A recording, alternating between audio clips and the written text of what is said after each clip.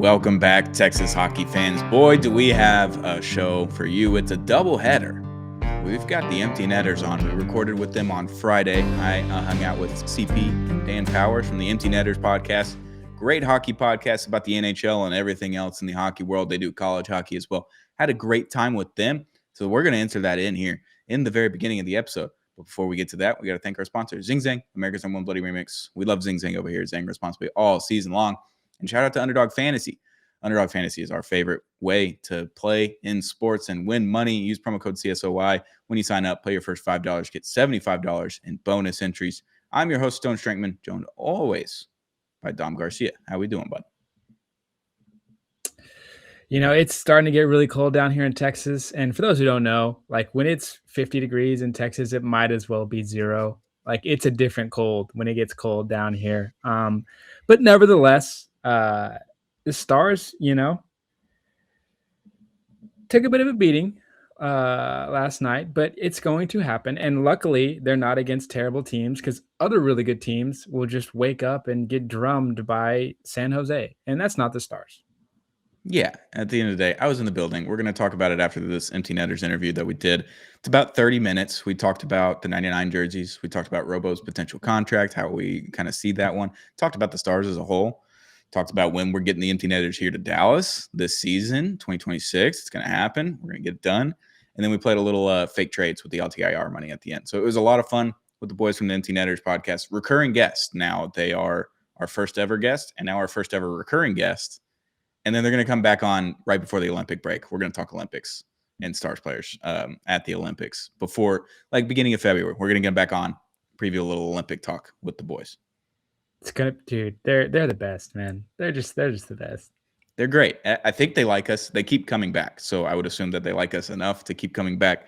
So without further ado, let's kick it over to them before we talk about the Florida game and preview the LA Kings game on Monday tonight. As you're listening to this, it's going to be an interesting time. We're back in AAC, but for now, let's kick it over to the Empty Netters and talk about all things Stars. These boys do not need an introduction, but they're going to get one anyway. It's the Kings of Hockey Smut Talk, the Kings of NHL podcasts.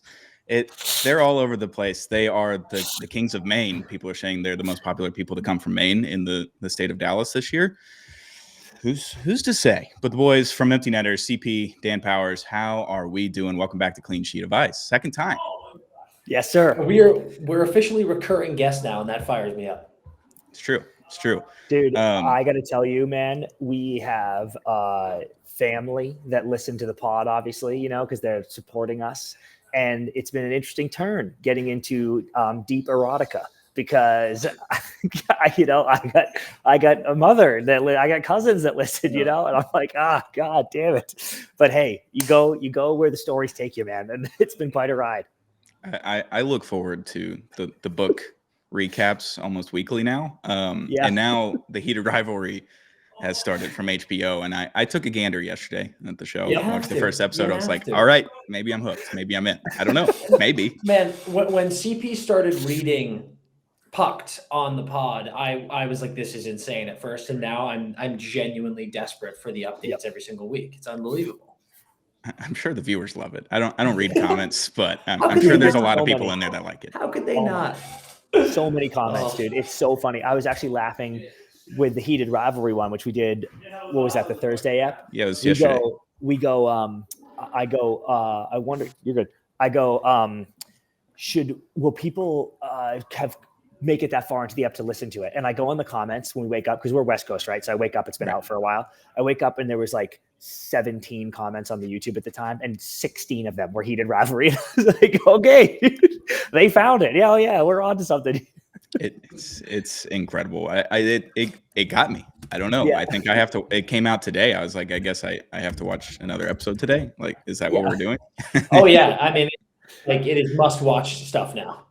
It is. It's incredible. But we're not here to talk about hockey smut. What we're really here to talk about is when y'all are coming to Dallas, Texas. Go to the hangar. See the Stars, the second best team in the NHL, arguably could be the first best team once we play Colorado again in the playoffs in round 2. It's going to happen. We're here. When are the boys coming to Dallas? Listen, it's a good question. We've been delaying, although not by choice. Like it is, Correct. we are desperate to get to the hangar. I can say with certainty that the Empty Netters boys will be at the hangar in 2026. I can't give you a month just yet. Okay. But I can promise you that it will be happening very soon, which is exciting. I'm looking at the schedule right now. You guys have a great March. Like you're home a lot in March. That's stacked. interesting. That's interesting because I feel like post Olympics, there's a lot of craziness in the build up to Olympics that we're dealing with. So free Olympics might be hard, but that March looks very appealing. And we are coming this year, but I got to say, here's an automatic for sure is Stadium Series next year. That was which my is follow-up. which is gonna be so sick. So like that's locked in no matter what, which I couldn't wait. We have a good buddy that skates with us out here, and he's moving to Dallas. And he's like, oh, bummed, but we got to get you out there. And then like the next day after the job, they announced Stadium Series, and I was like, hey, dude, there we go. I'll see you there.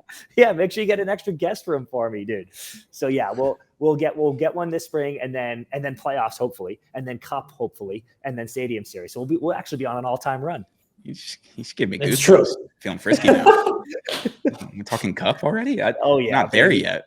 This team's so fucking good, though. They're so good, dude. Yeah, they really are, man. I know that was last night, but I mean, listen, dude, losses happen. you can't win all of them. You literally cannot. Are you feeling confident though? Like, does this feel different to you? You know, you're in there every day. You're in the shit. You got your sleeves rolled up, analyzing this roster and this team. Do you feel like things are different? I felt different in training camp. Oh, okay. Actually, I remember you saying that. Yeah. Wow. All right. So look at it from this lens. My first year on the beat was with Pete DeBoer. Mm-hmm. That felt like he demanded respect from everyone in the room, including the media, including the players, staff, everybody else. He demanded respect is how it came off to me. I'm not saying that's how it was. It's how it just felt to me. First week with goalie, it looks like he's trying to earn respect. He's working with the boys. It's a free-flowing offense. It's more, hey, he talks about it all the time. He's like, we're going to be more physical. We're going to do all these things. But at the end of the day, you're hockey players. Go make hockey plays. And I was like, we have Mikko fucking Rantanen, Jason Robertson, Wyatt Johnson, all these guys that can just go make hockey plays now and not bared down by the system. So, yeah, it felt different at the beginning of the season, but now it's like, oh, okay, well, after the first 12 days of the season, this team is elite of elite. Mm-hmm. They're great all the way around. And when they don't play good, they still get points or they still win the game. It's insane. Yeah, I mean, listen, we put people on fraud watch here and there, and I think, for your listeners, there is a key defining factor in fraud watch. It does not mean a team is a fraud. It means they're on fraud watch. It means they need a little kick in the ass. Yeah. And about 10 games in, we put the Stars on fraud watch, and they've been absolutely cruising since. And you said it just a minute ago. I do think Colorado is still the best team in the league, probably. But the Stars are right on their ass, man. And it's pretty special stuff. And dude, I'll add, and I think this happened in Tampa too, that Vasi much older than Otter, but two great goalies in my opinion. And you know how high I am on Otter, that had a couple slow starts. Like when we were going, Tampa, what are you doing? Like everyone picked Tampa, everyone picked Dallas, both of them not the best starts. And it kind of came from that back end where I was like, man, look at Vasi's numbers early. Look at Otter's numbers early. And now they're back into form. And now all of a sudden they're the top two teams, two of the top teams in the league. And everyone's like, oh yeah, never mind. Overreaction. So I'm pumped. Yeah.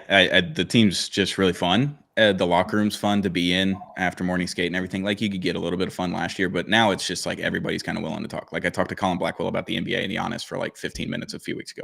That's awesome. Shooting the shit about the NBA. So that's amazing. Yeah, the boys are good. They're feeling good. There's a lot more laughter. The locker room's a lot louder this year than it was last year. So I think the vibes are vibing, even with all the injuries. That's the other thing. Is like everyone's been injured. I know. And they're all starting to come back. I feel like you guys, you're at the top of the list in the league every year of teams that are just battling injuries all the time. You're having too much fun down in Texas. That's clearly what it is. It's like, you're in an amazing place. It's so fun, but there are repercussions to that fun, to these actions. Because Christ Almighty, this team always injured. It's the Luka Doncic curse. Yeah. To be where they are with how many guys have been injured and are still injured is actually wild. It's very impressive. I said it on the pod the other day. I was like, we got Dutchy back. We got like Ilya Lyubushkin's the only one we're missing. And then my co-host Don was like, Yeah, Leon Bischel's out for 8 weeks. I was like, shit. Oh yeah. I forget how many Yeah. injuries we've had. Dude, That's and the problem. Segs. Like, what about Segs? I mean, Yeah, fuck me. Seguin's done for the season now. They haven't put him on LTIR, which we're going to talk about in a second. But Yeah. I do need to ask. We were all Team Robo, signed with Yes, sir. Robo preseason. We're very much there now. What the hell do we have to pay this guy? Is it $15 million? Do we have to pay him all the monies? He can't stop scoring. 17 goals, 16 games. He's at 20 goals. He's third in the NHL in goals this season, and he had 3 goals like a month ago. Yeah. I mean, he is just, this is like, he is doing exactly what you want to be doing when you are a player who is up for an extension. I say it all the time in the pod. I know you've heard it. He's a perfect hockey player right now. 20 goals, 20 assists. How's your mother? Love to see it. Plus 14. The guy is just, he's absolutely buzzing. The question is he going to be in the Florida Panthers mindset in that he's like, dude, we're in a no state tax state. We've got a great team here.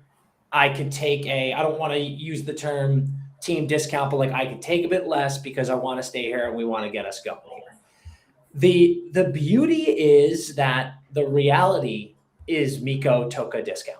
Like that 12 is less than he could have got elsewhere. So you already have an established, like, who's the best forward on this team? It's Moose. Mikko. It is what it is. And he took less.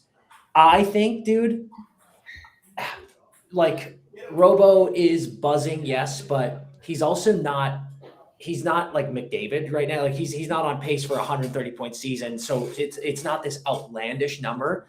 I could totally see him signing the exact Adrian Kempe contract. I think 10.5 to 11 is so reasonable, especially if you go, dude, like lock in for the next 8 years, 7 years, whatever it's going to be, and stay with the team that drafted you, stay with this great core and this great group that we have, and worry about nothing else. I could so see a 10.5 to 11 getting done. No question about it. Because it is like, we've been the biggest defenders of him ever. It's like, yeah, he had that one monster year where he had over 100 points, and then people were like, oh, he's fallen off. And we were like, has he? He's been over a point per game every year in his career. He's so reliable. And this year he just looks so strong and confident in his game. And yeah, I mean, like to me, how old is he?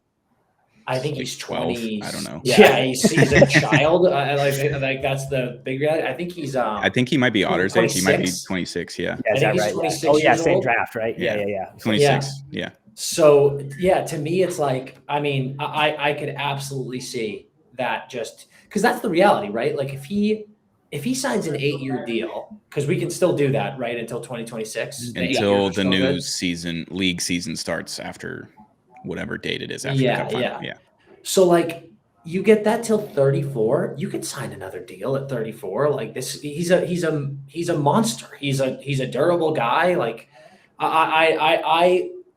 I think with the way the team's going right now, with how well Mikko has fit in, him taking like, to me, regardless of the time between it, I don't see a world where he and his camp are like, he needs as much as Rantanen. I really don't.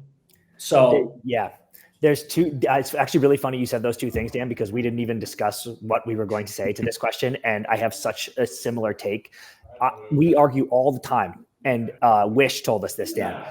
You have to accept timing differences when you're looking at players' contracts. When you go, hey, this guy, like it was the Luke Hughes, Jack Hughes thing. You can't pay Luke more than Jack. And I'm like, well, Jack signed his deal years ago. Luke signed his deal. Like these things happen.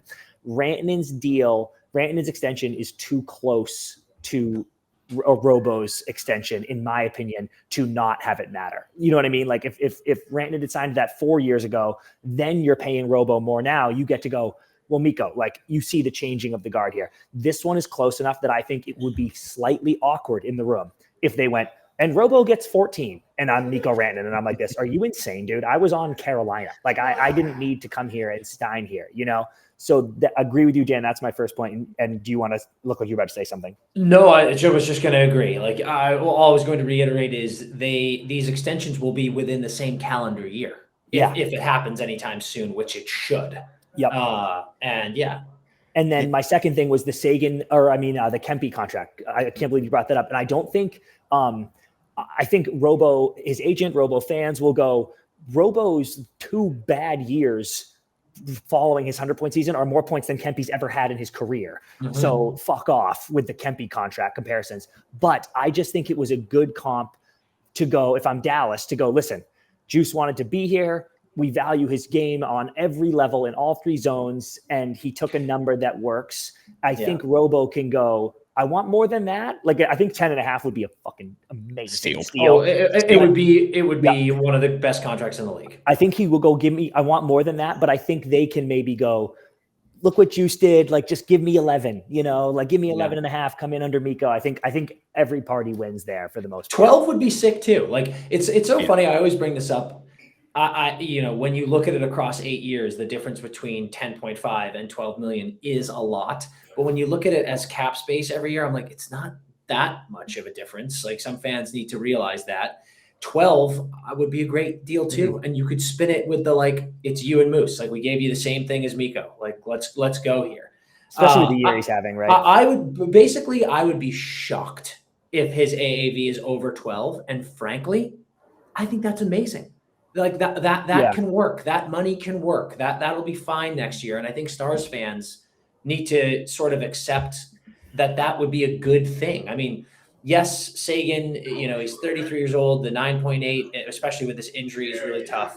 But if you, with the cap going up, and you can look at this group and you can say, hey, Stars fans, we've got, let's say he signs for 12. You've got Mikko Rantanen, Jason Robertson, Rupe Hintz, Wyatt Johnston, Miro Heiskanen, Esa Lindell, and Harley, all under 12. Like, that's Stanley Cups, guys. That's correct. Cups. And I mean, so now, honestly, like I said, the Kempy thing, now that I'm talking, I'm almost like, give him 12. Just give him 12. Match Mikko and let's go here. Yeah, I always make the joke that it's 15 million. It's not going to be 15. Jim Dale will not give out a $15 million deal. He was reluctant to give out the $12 million deal to Mikko fucking Rantanen last year. Yeah. So that one's worked out great. He still has more points than Robo. That's the other thing. It's a lot of apples. If you got a shirt design that you want to square off with, Mikko's Apple Orchard, I'm trying to find someone to make that. Just him with a bucket of apples and a tree, and it says Mikko's Apple Orchard above it.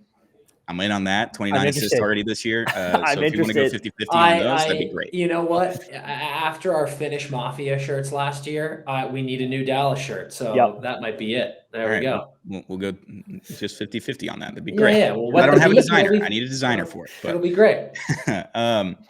Robo, I said it on our last episode, I think. I was like, Robo, it's not our money at the end of the day. It's the owner's money. It's the GM that has to figure it out. So don't be upset if he does get more than Mikko. And you can kind of deal with it. And then I got a bunch of TikToks and they're like, well, it is our money. We're paying for tickets and jerseys and all. And I was like, the TV money deal is that's coming out of, really, guys. The rest of it's just profit. So let's calm down. Yeah. Let's calm down. Yeah. Next thing, the 99s. They're back. They're so back.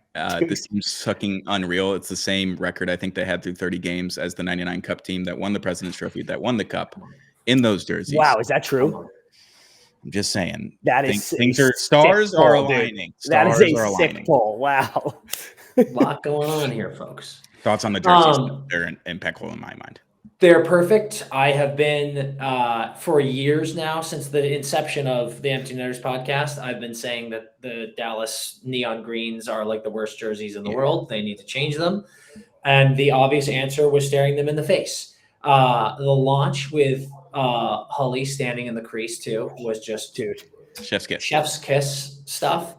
The big thing I want to say, the jerseys are incredible. They like truly perfection. There were a few people who were saying that the silver outline, they were like, why'd you do that? It should have been gold. Just go back. I actually love the silver because it's like, no, this is the new one. Like, don't just go directly back to the well. Put some flair in there, make it your own. And I think that's what it did. I think that they are just stupendous. I love them. Okay, couple comments. One, very often we've seen teams go back to these retro looks. Dan, we were just talking about this. And I forget what you said about the human brain, but like all of a sudden it's cool, where you're like, I didn't even like this before, but now I do because it's old and it's cool again. It is utterly hilarious how we all just go like, You know, I said it, Stoney, about the Penguins Robo jerseys, like the Mario Lemieux robot penguin. Right. And I'm like, bring those back. And it's just like, Yeah. it was like 15 years ago, we were like, get rid of this thing. Go back to the 67 one. So just, and we hated those. The Buffalo Slug too.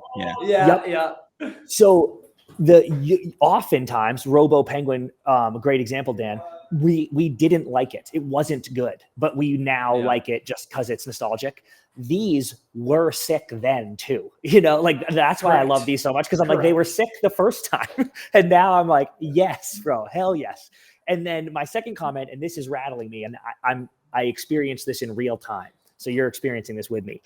Okay. I thought the silver streak was awesome for the same reason Dan did. Give it your tiny tweak, your tiny spin of flair. But now that I find out that these were the jerseys that they had the same record in when they won the cup, aka won gold, and we've now moved it to silver, I don't like it anymore. I now want it gold again so we can win gold. We're now going to lose in the Western Conference Finals again, or actually maybe the final. That's second. We're going to lose in the final because of the fucking silver streak.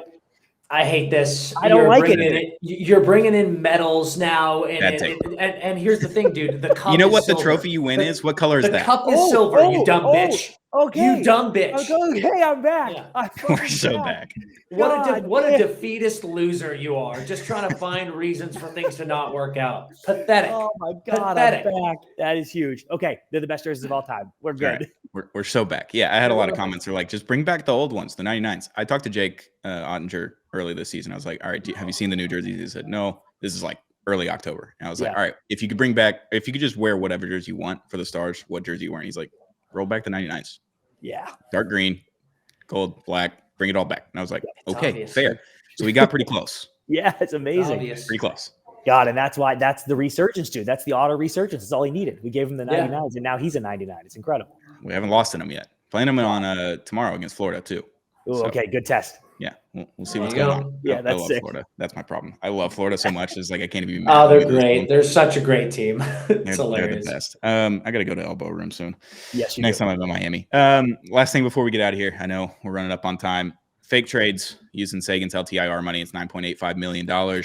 It's not on SE LTIR now, so technically they can't use the full thing. But I would assume by the time we get towards the trade deadline, before they're going to make a move, they're going to put them on SE LTIR after they move a bunch of people up to get close to the cap so they can use the full thing. Who are we targeting? Who should we go after? What can we do? Do we go expirings? Do we go people under contract? Because we got Robo's contract next year. It's getting dicey. Yeah. And CP, if you've got any big ones, interrupt me. This is one for me. It's interesting, right? You look last year at Florida, and they go out and they get Seth Jones and fucking Brad Marchand, like two monster swings. And that's interesting because that is the cup winner of the year before going out and getting two blue chip players. So sometimes you need it, right? Sometimes you need to go and make the big move. But then I look at years like 2011 Bruins, where they added, just like grit guys to their roster, like Rich Peverly and Chris Kelly and like, those type of guys. And Tampa did that every year, Dan. Tampa does that every they were year. Third liner. Yeah. And my knee jerk is like last year Rantanen was added. And I love the way Robo's playing. I love healthy Miro again. I mean, like, he's so fucking good. God, almost point per game. It's unbelievable. And I'm looking at the roster, and I think what I want from this team is those type of moves. I want like a really solid lockdown second, third pairing defenseman in the mix here. I want a third liner who can score, who can kill penalties, who can, play against the top line, play against the fourth line, doesn't matter. I want two players. I want depth defense, and I want, Swiss Army knife middle six forward is what I want. What if I told you there's a perfect team for that and two perfect players for that? Talk to me. It's the most linked to Dallas Stars player of all time, Rasmus Andersson. I know. And DFW native, Blake Coleman. Okay, Blake Coleman, absolutely. Raz feels almost too blue chip to me. Like, I feel like wherever team he's getting traded to, he's also immediately signing a long-term extension. And maybe you do that. Maybe you can. Oh God, could you imagine? Maybe you're getting greedy here, dude. Maybe we you're just play a greedy. Florida last year. Like, hey, here's Seth Jones. True. You already have him under contract. Here's Brad Marchand. You're never going to sign him. Here's $5 million that he's going to sign for the next 6 years. Sure, why not? Yeah. God, that's incredible. Okay, so I had one coming in, and I want this so badly, and you guys are going to hate it. You're going to say, well, actually, you're not going to hate it, but you're going to say it won't happen for the reasons that I know already. Okay. Right. But I'm telling you, dude, I need this to happen. And so every party needs this. Sigs goes out devastated, was such a value up and down the lineup, can give you power play minutes, PP2, can give you second line, third line, whatever you need, right? There is a guy, I'm going to see if I can tee it up for you and you can guess it. There's a guy who is an all-timer, and he has a number that was too high to ever move. They were like, oh, we can't move him unless some team freed up $9 million on SC LTIR. And he has an incredible career. And then he finally left his long tenured team and went somewhere, and it just hasn't worked because they're trying to force him into a system. And instead of having a coach that says, just go make hockey plays because you're an all-timer, and he can play center and he can play wing. Do you know who I'm saying? What I'm talking about? Is it from the same team that we just mentioned? Nope. It's from a team it's not going to happen because it's a team in your division. Okay. And they're horrible. They're in fucking dead last. I don't even know what the division. I can't see anyone from the bottom. I'm too far up. So you're gonna have to inform me. Do you know, Dan? I think so. Hit us with it. Send me Steven fucking Stamkos. Oh, did not think you were doing that. Dude, Stamkos scored fucking 4 goals last night. He did. He can produce. He is in a system that does not fit his game at all. He was a 40-goal guy the last time someone just let him play hockey. And he doesn't want to be there. He's in a place that is going to do nothing. They need to fire sale everything. And they go, who the fuck has a room for $9 million for Stamkos this year? And I go, but the Dallas Stars. And then you win the Stanley Cup. You get a cup-winning captain, 2-time cup-winning guy. He comes over, does everything Seguin was doing, and then some probably. And yeah, you got to figure it out because you're going to have to move him again after, because you probably don't want him on the books for 3 more years at $8 million. But I'm telling you, dude, this year you fit him and you win the cup and then you figure it out. I like that. I got I think a better fit. I think cap-wise, it makes more sense. I think it's an expiring contract. I think which is it's nice. A situation where we've heard this guy the last couple of years. I think Alex Tuch fits perfectly. Sign me the fuck up. That would be huge, Dan. I think what I just said about like middle six Buffalo kills themselves. Dude, literally, Alex Tuch goes to Dallas, wins a cup immediately. The cycle continues. Buffalo fans will just throw themselves through tables. But what I just said of like, you don't need Alex Tuch playing on your first line. You add Alex Tuch into that roster on the second or the third line, exactly slots in where Seguin was. He has a really low cap hit. I don't think the trade would cost Dallas that much money because his contract is expiring. I know he loves it in Buffalo. He's a friend of the program. He's amazing. I think Alex Tuch in Texas is such a perfect fucking fit. That would be my number one target for this team as far as forwards go. Yeah, and I think he plays left wing. So all of a sudden you have Alex Tuch, Wyatt Johnston, Mikko Rantanen top line, and Sam Steele goes to the third or fourth line where he belongs. When he was thriving, that was awesome last year. I think he's got a lot of pressure on his back right now, so I need to talk to him next week. Just like, hey, what's going on, bud? Are we all right? Everything okay? Like, we all love you. Yeah, just get the puck off the stick. You're good. Everything's fine. And dude, you've seen Tucky on multiple teams, just having the ability to play with so many different types of players. That's one of the reasons why he's so valuable.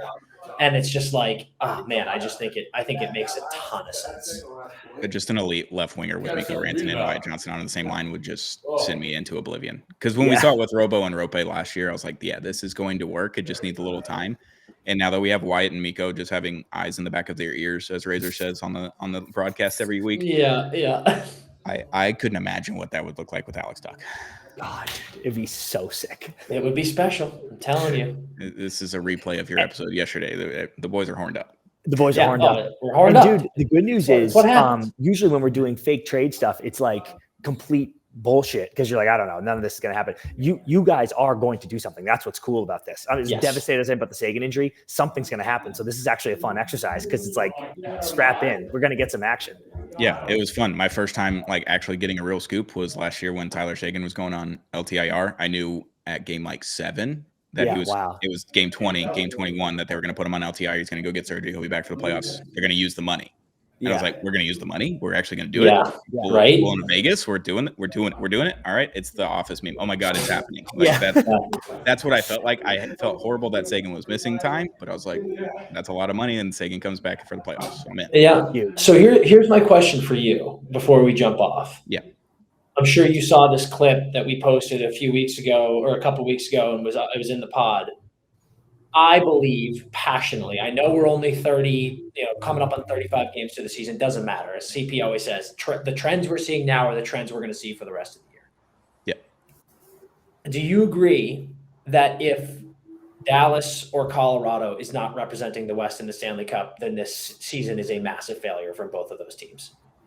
Yeah, I think it's a massive failure if one of those teams doesn't make it and one of those teams will not make it. Yeah. Like, so we posted that clip and a lot of people were like, well, what if they play in the first round? I was like, well, that's my point. Like, if one of them beats each other, then that team needs to go on to the cup. Like these two teams, the opportunity that they're seeing in front of them, I don't give a shit that McDavid and Draisaitl are in this conference. I don't care. They're incredible. Obviously, they want to go back to the cup.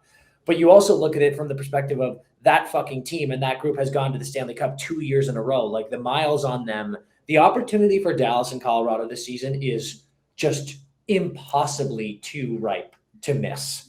And I'm like, I don't want to put pressure on the Stars here, but like, for the love of Christ, man, like I don't think they feel it. And I love to hear that. And the way they're playing, it looks that way. But it's like, let's keep it going here because I need to fucking, if I'm not on a plane going back and forth across the country to fucking Texas this year, someone is answering to me, dude. Like, I will represent the team. So it's you, unfortunately. If you want to get me to Dallas, there's 2 ways: either get to the cup and I'll be there every other fucking day, or miss the cup and make me fly somewhere else, somewhere shittier, and then I'm coming to fucking names. Yes. All right, here's the deal, boys. If the Stars do end up losing in the playoffs at some point, you can bring me on Empty Netters, and I'll be your Pasha, the spitting chicklets whipping boy, dude. And we can have the insane Dallas Stars hockey fan minute where I go in for a minute and try to defend my boys, and then you can kill me. You just take me off. That is a deal. That is a deal. And here's the thing: I hope it doesn't happen. I hope it doesn't happen. I hope I get the Dallas Stars insane fan minute where it's happy. And we keep going. We do the show. We do the show in person in Dallas. Yes. Yeah. We'll do a live show. It'd be great. Fuck it. We'll do it live. There you go. I love it. Oh, dude. Yes. All right, boys. It's gonna be awesome. Do you have any more Texas hockey talk before we get out of here? I know we went a little overtime. Hey. No. I mean, you can leave this in or not, but our boy that's moving there is desperate for a good beer league. So if you know any, shout them out or tell us. So everyone in the comments, everyone on TikTok, everyone on Twitter, if you play in beer league, let us know. We Kid's need that. nasty. Yes. He's so good. He's great top scorer in the gold league out here. So like, all right, leave the beer league in the comments. We need it. We'll get him dialed in. Yeah, there we go. Well, boys, Dan, Chris, Powers, the host of Empty Netters, second time on the pod, recurring guests. The first time recurring guest, first time guest. Not a big deal. Tarps off for number 3. Hopefully it's in person in March. We'll just do a live one. That'd be great. Just tarps off somewhere in front of AAC. That'd be great. Come on. It's just heated rivalry in person. It'd be awesome. Thanks, boys, for joining. We'll do it again soon. Can't wait to have you all in Texas sometime in March, hopefully. We're not pushing it, but we're going to push it. We got friends that have hats. We have these Dutchy hats. One of my friends, Tori, she's going to give y'all hats whenever y'all show up. So you have to come to Dallas to get the hats. That's the deal. I love it. Yeah, done. All right, boys. Well, that's it. Texas Hockey Talk with the Empty Netters is over. We'll be back very, very soon with another episode of Clean Sheet of Ice, Texas Hockey Podcast. Thank you again. Huge thank you to the Empty Netters boys for coming back onto this podcast. Recurring guests. We love them. We had a grand old time with them. A lot of hockey smut talk at the very beginning. Sorry about that. Couldn't help it. Heated rivalries going crazy. Pucked is insane on their podcast. We just had to mention it. We had to get through it a little bit to get to the Star stuff, but we had a blast with them. They'll be back here in a couple months, beginning of February, we'll get them on to talk about the Olympics. But thank you again to the Empty Netters, recurring guests. They're officially part of the CSOY family. So thank you, Empty Netters boys. Absolutely love you guys. They're the best. But without further ado, we do have to talk about an interesting hockey game, to say the least. Defending back-to-back Cup champs, Florida Panthers were in town. And if you've listened to this podcast religiously over the last year, you know that I love the Panthers. I love that the way that they play. I love that Brad Marchand is on that team now. I love Sasha Barkov. I love the Kachuk brothers. I love almost everything about this Panthers team. So when they come to town, I'm interested. I'm dialing in. Seth Jones is in the building. His whole family's up in a suite, all wearing Seth Jones jerseys, number 3 on the back. It was great. I had a great time pregame. I was like, this is going to be really fun. We're wearing the 99s. And the first period, when you look at it stat-wise and you didn't watch the game, brutal. When you watch the game itself, not that bad. There was some entertaining things in there. There just weren't shots that were recorded on goal. There was just a lot of shots that were tipped and went into the net. What did you think about the first period as someone that wasn't in the building last night? I think you tweeted it out. Like, there's one shot between both teams in the first 10 minutes, but there's chaos in the neutral zone. Like, just unbelievable chaos. And with a team like Florida, you look at other teams compared to Dallas, and you look at the matchups and how things go. They're a super physical team, to the point I wish Dallas played like they did, and talent for talent wise, like they definitely can. So it's fun to see a matchup like this. But yeah, like in the first period, I thought Dallas had a few really good chances with the puck on their sticks, more so than Florida. It's just Florida knew how to kill the time of possession when Dallas had those good chances and really rush to the other end. It was a nothing period stat wise, but there was a bunch of great defensive plays from both teams. Yeah, there's a lot of giveaways, a lot of takeaways in the neutral zone. It was kind of hard for both teams to get in. There weren't a lot of there wasn't cycling going on. There wasn't just puck possession. It was kind of just back and forth and entertaining. Wasn't a lot of whistles. So it was kind of a free-flowing period, which was entertaining to watch, especially in person. I know on TV it might not have been the most exciting, but in person it was good.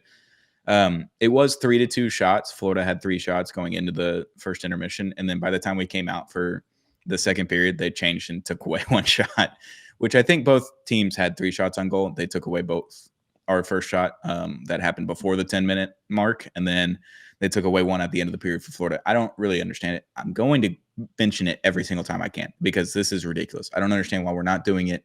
It's ridiculous. Figure it out. What are we doing? Just keep the shots on net. Also, the Stars had 13 hits. I watched Jamie Benn deliver 4 separate hits before there was a hit recorded on the stat sheet last night in the second period. What are we classifying as a hit? Because someone going in and trying to knock someone off of the puck with a full fist and a full piece of lumber on the other end and shoving them into the glass seems like a hit to me. That just seems like that would count as a hit. And I watched Jamie do that 4 separate times before there was a hit recorded on the stat sheet. There was 3 at the time. I watched 4 separate ones from just Jamie Benn alone, which meant there was 3 or 4 shifts before that happened, before there was another hit recorded. They only ended up with 13 hits at the end of the game. But I don't know what we're doing stat counters. Just count the stats. I don't get it. What's the purpose? Me and Stone, we joke about this, but there are a lot of people that religiously play Underdog Fantasy, and this stuff isn't really important. You can't just be messing around. No, you can't. Well, speaking of Underdog Fantasy, let's get to them real quick before we get to the second period. Underdog Fantasy is the best place to win money this football, hockey, basketball, and upcoming baseball season. We love Underdog. Use promo code CSOY when you sign up. Play your first $5 and get $75 in bonus funds. Tonight, we're recording this on Sunday, right before Sunday Night Football kicks off, about an hour before. Football's season is in full swing, and Underdog is the best place to get in on all the action.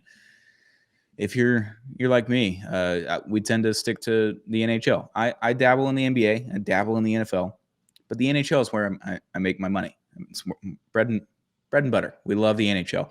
Last night was the first time that Jason Robertson didn't have a shot on goal this season, which is incredible because his stat line for shots on goal is usually around 2.5, and that usually hits almost night in and night out. It's the first time he didn't hit one this year. And last season, he hit 79 out of 82 with a shot on goal, which is very impressive. But if I'm playing Underdog Fantasy, I'm hitting the higher than on Jason Robertson shots on goal. And for this upcoming game against the Kings, I'm going to hit the higher than on saves for Jake Ottinger. And I'm going to pair that with either a Kings or a random NHL or a random NFL game. Monday night, my Dolphins are playing. You could pair that with Tua Tagovailoa, higher than interceptions. Love doing that. Do that every week. Usually works out.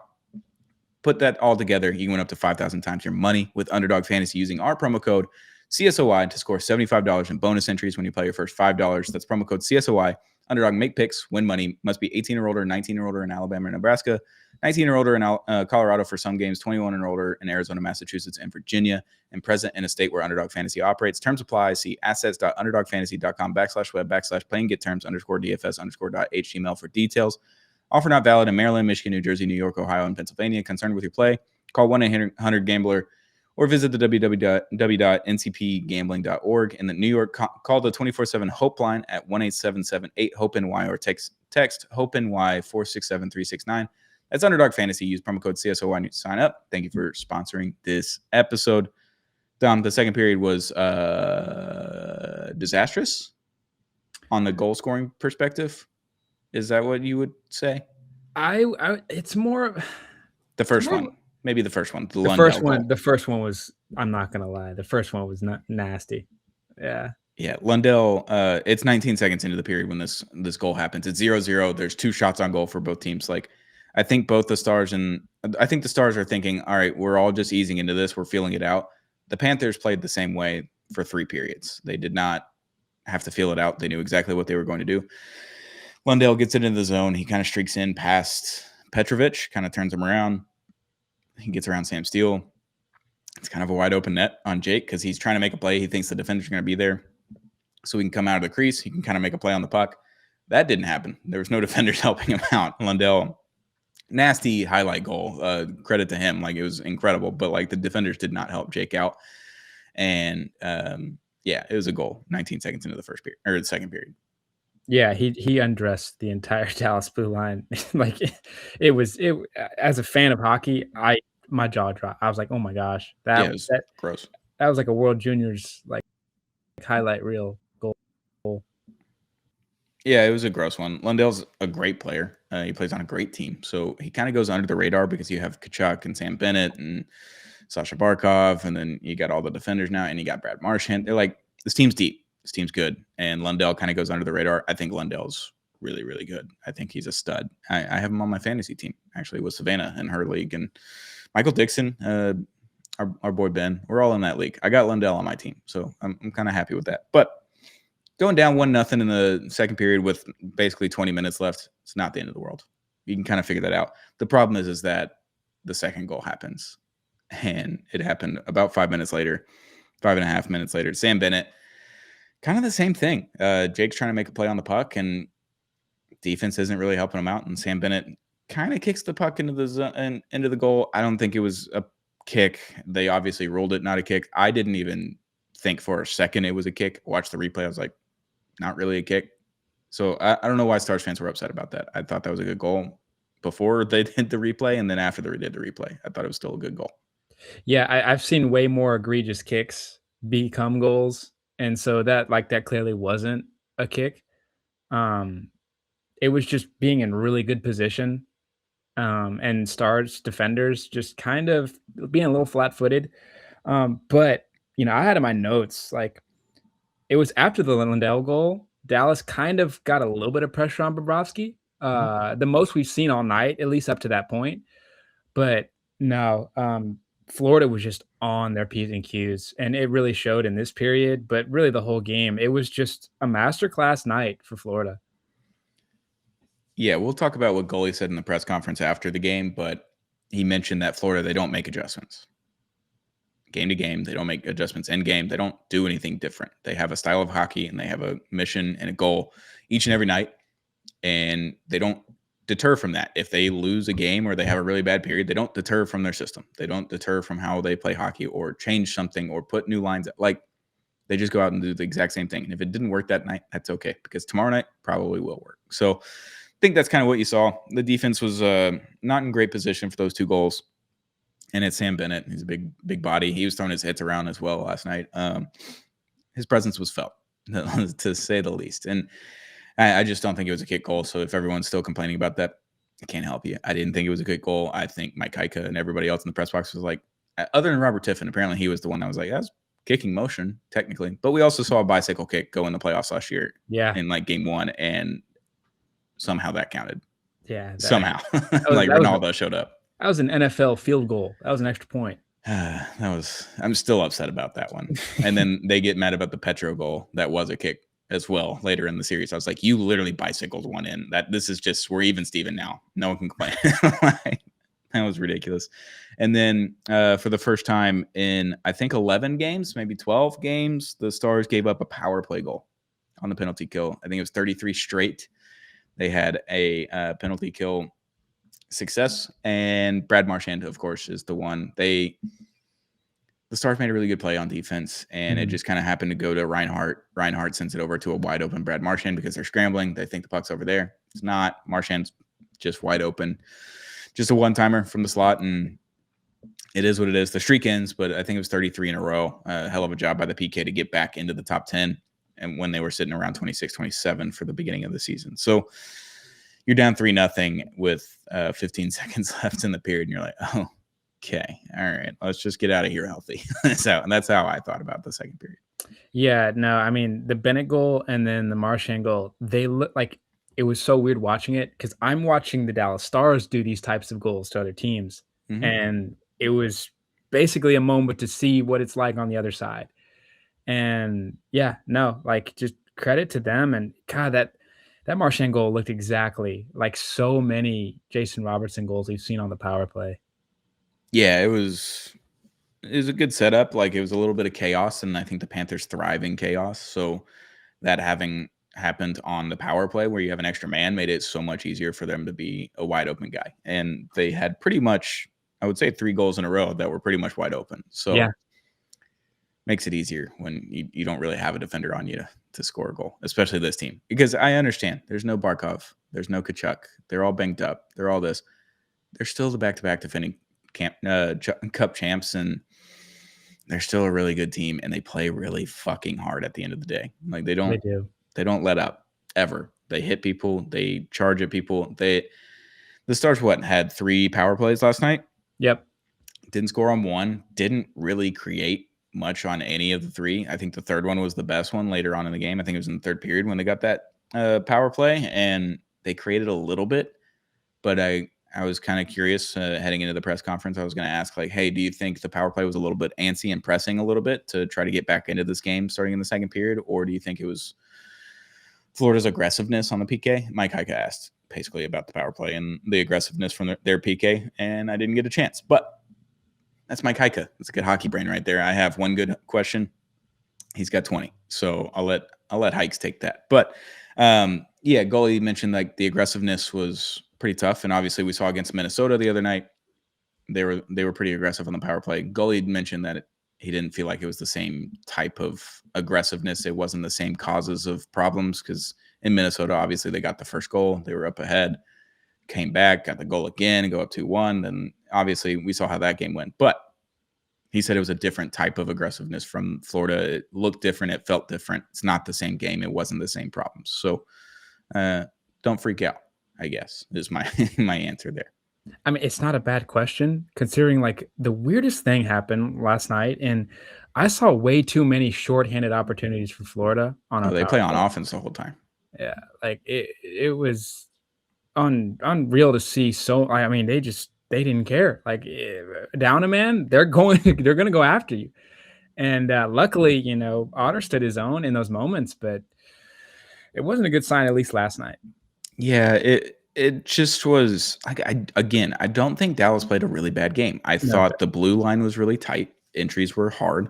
Offensive zone pressure was very hard for both teams, not just for Florida and not just for Dallas. Like, I think it was pretty tough. There wasn't a lot of cycling going on in the O-zone. At the end of the day, like, Florida just kind of dominated that second period. 13 shots on goal, and they scored 3 times, and they scored 19 seconds into the period. Like, it's kind of deflating, and then they scored 5 minutes later.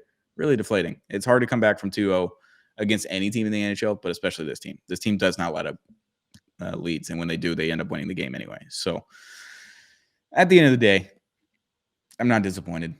It's just Florida's really fucking good, and we finally had an off night. Like, we've been tired for 2 weeks. It's about time that we lost 2 in a row. Like, for real. Like, we haven't deserved a lot of points in the last how many ever weeks. It's finally caught up to them a little bit. I think after this week, maybe we have a little bit more rest after the back-to-back at the end of the week. I don't know. We'll have to wait and see.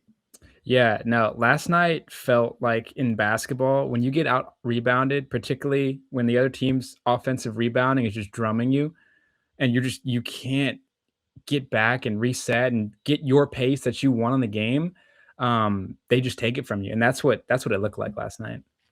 Yeah, Florida did a great job of creating more chances off of the rebound where the Stars weren't really given that opportunity. Florida played really well on defense, and if there was a rebound, they didn't let them have it. So at the end of the day, you drop 2 points, and I'm not worried about the standings. I'm not worried about Colorado. I'm not worried about Winnipeg or Minnesota Wild. I guess we could probably touch on that. Quinn Hughes traded to Minnesota. Okay. We didn't have this on the docket, so we do need to mention it, though. It is a very big move for the Central Division. Massive move for the Central Division. I was already higher on most people than Minnesota. You love many. But people acting like Dallas doesn't already have that depth is like, okay. Like, Merrill Heiskanen is a guy on our team. And I understand Quinn Hughes is great, but it's just like people started to act like Dallas was just out of the mix immediately after the trade. And I'm like, okay, let's. Now, Yeah. I will give Minnesota this. What they had to give up for a guy like Quinn fucking Hughes is pretty remarkable, how little they had to give up. But in theory, I hate that it's in the Central because the 3 best teams are probably in the Central, but this doesn't deter me in any way as a Dallas Stars fan. No, I think it just makes the road a little bit harder. At the end of the day, you play this team 4 or 5 times a year, and potentially in the playoffs, like one of these teams, you're going to play first or second round immediately. And if you're second, Right. You're probably playing 2 Central divisions, just like we did last year with Colorado and Winnipeg. Like, it might just be Minnesota and Colorado this year. And it is what it is. Like, the playoff system is so dumb at the end of the day. That's the issue, is the playoff system. Is the 1 through 8. If we had 1 through 8, you're at least avoiding one of these teams right off the rip. And you can go to round 2, and you might still play one of them in round 2. And you probably will play one of them in round 3. That's the part that we're missing. Like, we need to have this matchup with either Colorado or Minnesota in round 3 in the Western Conference Finals for all the marbles. Like, that's how you create a real rivalry, is where all the stakes are on the docket. Because round 1, a lot of stakes. Obviously, you get Mikko, and you have that whole Game 7 thing, and then come back in the third period.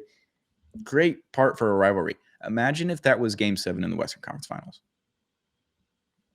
You can't script it better than that. So Minnesota taking the swing for Quinn Hughes. It's 3 former first-round picks and a first-rounder going to Vancouver. So it was a pretty good haul for them. They recoup a little bit of their assets, create some depth in their younger division, and then they get another first-round pick. But, like, at the end of the day, like, we gave up 2 first rounds, 2 second rounds, and Logan Stankoven for Mikko Rantanen. Gave up a lot more, I feel, than what Minnesota gave up. Obviously, Quinn Hughes does not have a contract attached to him. It's a year and a half. That's what you get Quinn for. It's kind of a trial period for him.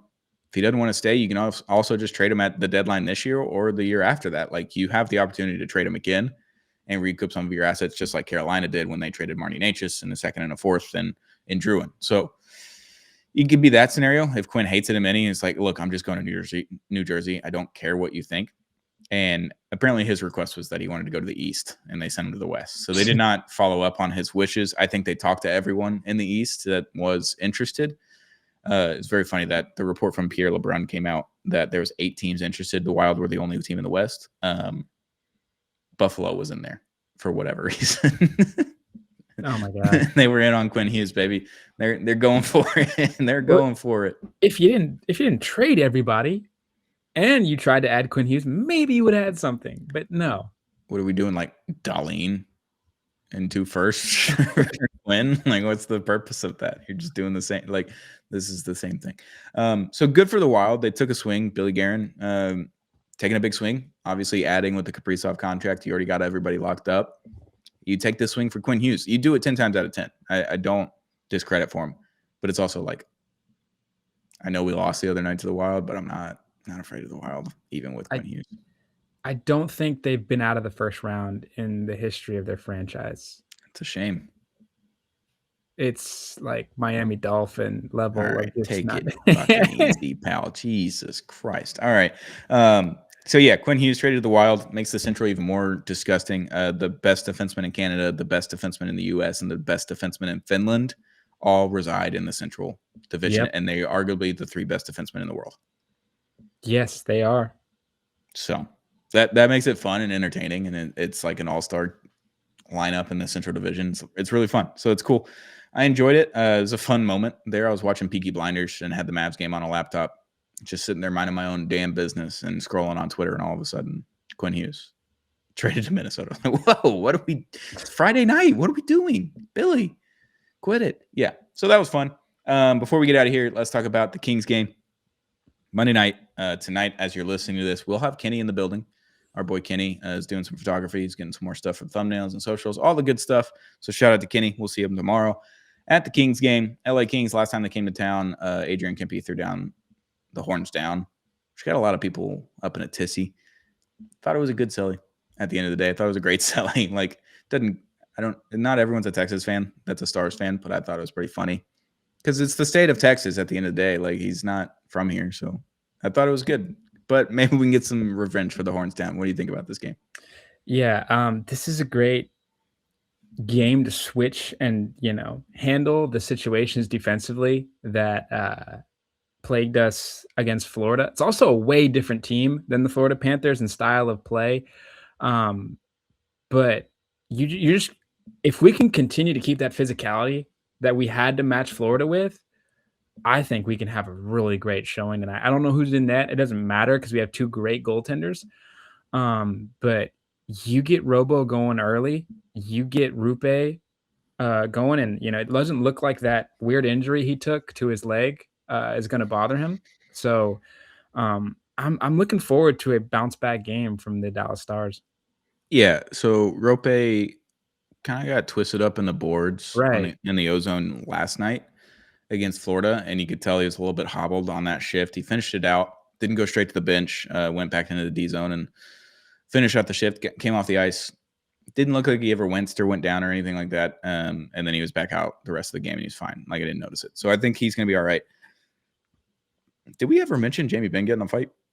I don't think we did. No, because it was in between that second and it was in between that. We'll touch on it here before we continue on with the Kings. Jamie Benn getting the boys going, dominated the fight, landed 5 punches, maybe only had 1 land on him. Ripping the helmet off of the guy before starting to go in on him was a fucking veteran move. Enjoyed that thoroughly. That was a lot of fun. Best part of the night was Jamie Benn getting a fight in the 99s. He was just dogging that number 53 for the Panthers. And he was like, dude, fight me. And he just would not fight him. So another guy came in, they dropped the gloves. That was fun. That got the boys going. That got the energy in the building going. And it didn't matter because the Panthers just dominated the rest of the time. But that was fun by Jamie Benn. Enjoyed my captain doing that. Yeah, no, I when Dallas is playing physical, that it brings a level of play that you really want to see out of our guys. Yeah, so whatever. Good fight. Got the crowd back into it. It was pretty silent, and then it only took about 10 more minutes, and it was gone. But it is what it is. Kings coming to town. I'm very curious to see how they played. They played 4 games last week. They played 3 the week before, so that's 7 games in 2 weeks. You got another 3 this week with a back-to-back in San Jose and Anaheim at the end of the week, Thursday, Friday. So you get 2 days off. You got a travel day to the West Coast, though, so that's pretty tough. You're at home for the last 3 days.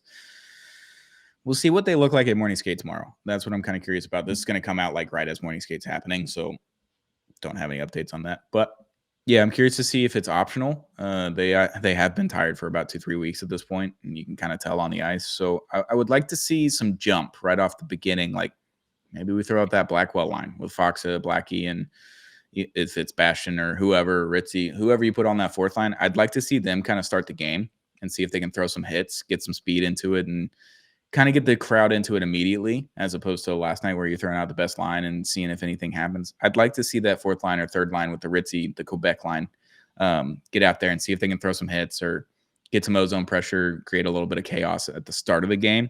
If we can do that, I think we're going to kind of ease into the game a lot better than we have in the past. Yeah, morning skates. Was it last morning skate? Somebody sent a puck through the glass. Harles. Yeah, Harley did it again. He did it last year too. Dude, the heat he has on his shot. It's crazy. We just got a lot of those guys. It's shocking that no one else does it. It's just Harley. And it's only at Comerica Center because they don't have the full-on NHL glass at Comerica Center. Right. So it's a lot cheaper to do it that way at the practice center. So, yeah, it can happen that you can break the ice there. I've seen the pictures, and that's just a terrifying visual. It's just a giant hole where the puck went in, and then everything else is shattered up and down. So, yeah, I'd like to see Harles have a good game. Maybe not do the Petro-Harley lineup. I'd like to not see that again. I don't think they work well together yet. And they need a chemistry, and they need a lot of other things. If Bushkin's playing, welcome back, Bush. He came back, Labushin. Put him and Harley back together. They have chemistry. They know how to work together. And if it's Nils, if Nils comes back into the lineup on Monday, would love to see Nils and Harley go together. Like, I'm good with those two pairs. Let's keep Petro on the third pair. That's where I'm at. Yeah, I can totally see Monday night Harley having one of those moments where he holds on to that puck a little bit longer, creates the space that we need, and gets a goal-scoring opportunity that we saw early in the season. Yeah, I saw it a little bit against Florida. I don't know if you could see it on TV, but you could see him kind of keeping his head up with the puck on his stick and just like circling down towards the goal on the left side. And I was just like, okay, he's ready to get in the mix. You didn't see that the first game that he was back. First couple of games that he was back, maybe. So I think he's going to get his feet under him. Maybe it takes to the West Coast. We're going to do a happy hour. I don't know if it's Thursday or Friday. Probably Thursday. We'll let everybody have their own Friday night. We'll do a happy hour on Thursday night, talk about the Sharks. But Kings, do you have a prediction score-wise? Don't know who's in net, but obviously it does not matter. I am going 2-0 Dallas. I'm seeing a shutout, and I think it's going to be Casey. Yeah, because Jake went mini Florida. Wouldn't be shocked to see Jake because it's 2 days off. But then you would also play him 5 games in a row. So, yeah, I wouldn't be shocked to see Casey. Wouldn't be shocked to see Jake. Either way, against LA, I like the 2-0 prediction. These games always feel like 2-0, 2-1s against the Kings, no matter where they're playing, if it's in LA or at home. I'm in on the 2-0. I'll tell you that was your decision, so I'm not taking any credit for it. But I'll tell you, I'm on that. It's a good one. Let's do it. Yeah, so we'll be back on Wednesday. We'll talk about the Kings game. We'll preview the Sharks game. I'm calling it now. Happy hour, 8 o'clock Thursday night before the Sharks game. So it's a late night. Grab some coffee, grab a drink, whatever you need at night to stay up. Sharks at 9. We'll do a happy hour at 8 live on our YouTube at Clean Sheet Advice. If you haven't already, hit that subscribe button because I'm giving away this Miko bobblehead. 250 subs. We're giving away the Miko bobblehead. I'll ship it to you if you don't live in Dallas. I am going to ship out that hat tomorrow. I do have the hat in my possession. So, Danny, it's going out tomorrow. I'll send you the tracking info if you're listening to this. Sorry, didn't have time on Friday. It'll be out tomorrow. But we'll be able to ship that Miko Rantanen bobblehead out as soon as we hit 250 subs. We're going to do a giveaway at every 250 subs. So at 250, 500, 750, and then at 1,000 subscribers, we'll give away a jersey of your choice. You just got to subscribe and enter in on a competition on one of our YouTube videos. So we'll be back pretty soon. Tom, you got any last words before we get out of here? Let's just get back in the points column. Yeah, they'll be fine. The boys are fine. Panic button is nowhere to be found. It is stored away in a box, in a closet, in the storage unit, wherever it is. Panic button is nowhere to be found. We're going to be all right. It's going to be okay. But that'll do it for Clean Sheet Advice, Texas Hockey Podcast. Shout out to our sponsors, Zing Zang, America's #1 Bloody Mary Mix. We love Zing Zang over here. They got Michelada Mix, Margarita Mix, Blazing Bloody Mary Mix, the regular Bloody Mary Mix. We got it all over at Zing Zang, Zang responsibly all season long. And shout out to Underdog Fantasy. Use promo code CSOY when you sign up. Play your first $5, get $75 in bonus entries using our promo code CSOY. Texas Hockey fans, thanks for tuning in. Hit that subscribe button if you haven't already on audio platforms or our YouTube at Clean Sheet Advice. And we'll be back on Wednesday with a new episode of Clean Sheet Advice, the Texas Hockey Podcast.